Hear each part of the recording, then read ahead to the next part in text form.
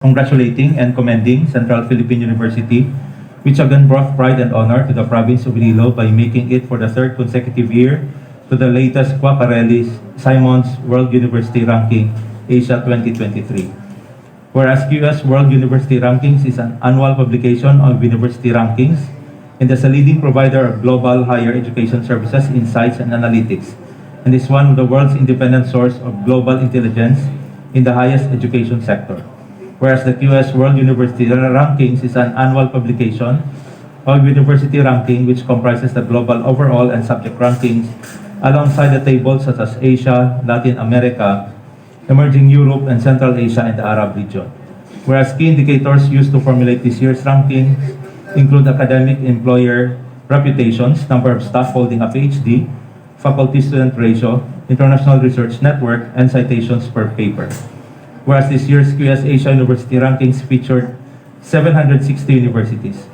Whereas among the Philippine universities, Central Philippine University is ranked number 701 to 750 in QS Asia ranking, ranked number 118 in QS Southeast Eastern Asia, ranked number 8 in the Philippines, and ranked number 1 in Western Visayas. Whereas CPU earned a place in the 701 to 750 bracket, together with the other top-notch Philippine universities which include Adamson University, Cebu Technological University, Central Luzon State University, Central Mindanao University, and Lyceum, the Philippines University. Whereas the recognition given to CPU is a manifestation of its strong foundation for education and continued support of academic excellence through the years. Whereas CPU has time and again proven that it is one of the best educational institutions not only in the Philippines but also in the Asia-Pacific region. That's the content, Mr. President.